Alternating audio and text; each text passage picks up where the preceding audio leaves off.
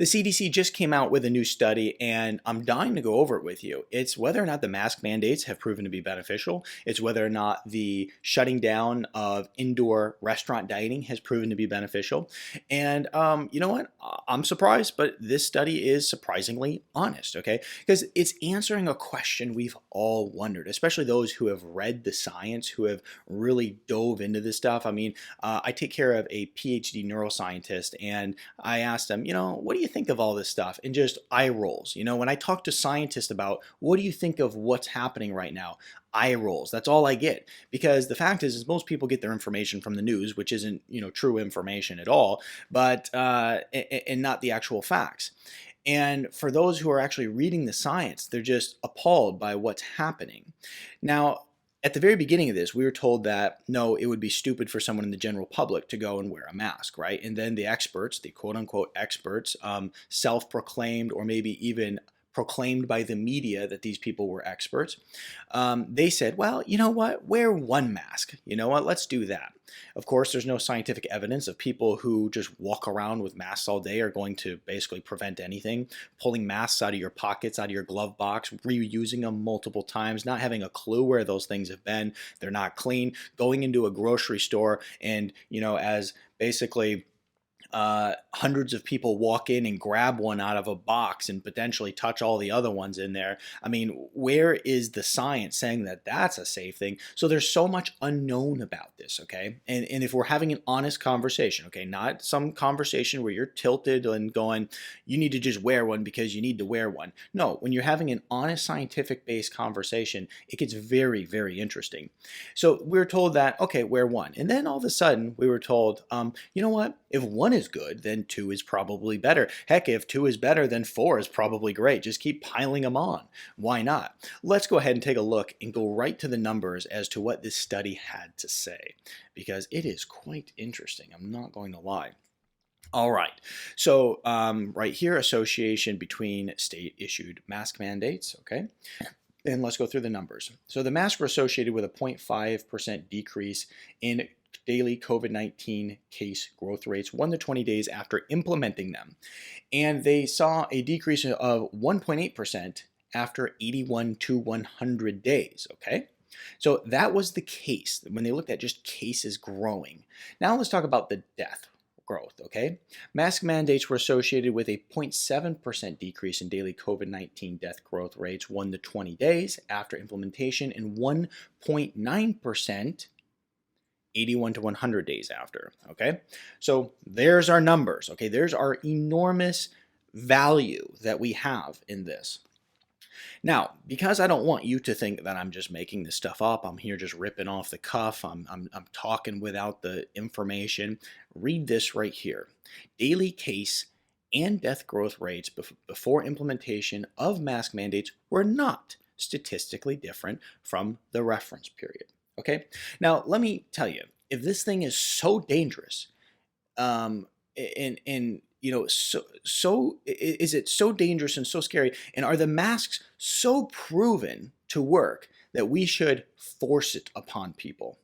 I just want you to comment in the comment section below. I would love to know that.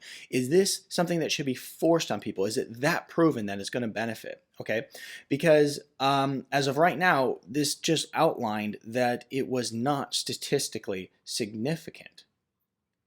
And let's just look at case scenario, okay? We're looking at a 0.5% to a 1.8% death and case growth not considered statistically significant for a virus that 99.997% of people survive. And then it gets more complicated after that, right? Because when you combine the inaccuracy of these tests, you have to understand the testing out there was not designed to actually test for COVID-19. It's just a test that was on the marketplace. It was actually by the founder told that we should not use it to go and test for a virus like this, okay?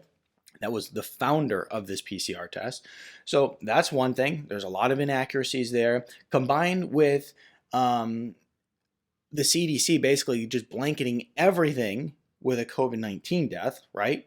Combined with the fact that somehow the flu just magically disappeared from existence, right? I mean, obviously there's an issue with that. I mean, we didn't just have a new virus come in and the old one took a break in the break room for the year. I mean, there's a lot of unknown, okay? So with the numbers that they do have, which I would argue, forever are highly inaccurate, we're looking at best a 1.8% um, a 1.8% decrease.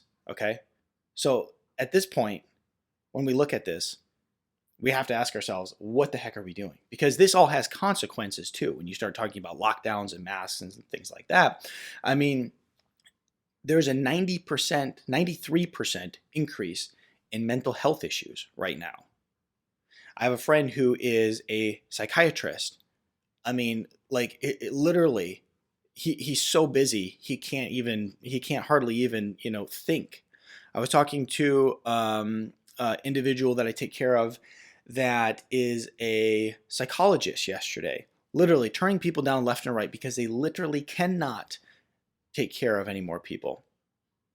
Now, when we look at the numbers for shutting down restaurants, so we have to say, okay, well, let's look at shutting down these restaurants. What happened? What were the benefits of it, of shutting down restaurants? So let's look at case growth rates. We have a 0.9% to a 1.1%.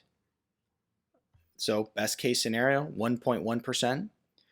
And death growth rates, 0.8% to 3%. Okay? Once again, a virus with a 99.997% chance of surviving. I want to go back up. I want to read this piece.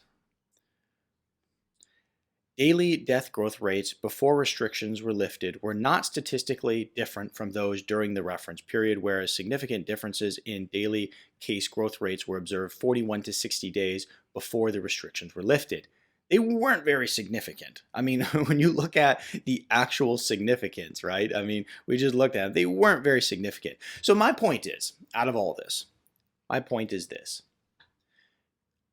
Is it that significant that you literally have to tell people that they're not smart enough to make decisions on their own? They're not smart enough to be able to make their decision to go out without a mask on. Texas is one of the first states that have actually told people you don't have to wear a mask anymore. If you want to, go for it. Go ahead and be safe. Do the right thing. Is this something that we're going to see an explosion with cases of over the next couple months? I doubt it. Because as of right now, the lockdowns nor the masks have proven to do a whole lot. Statistically insignificant according to the data. What are your thoughts? Put in the comments below. And also check out other videos on this channel. And do me a great favor and share this video with your friends.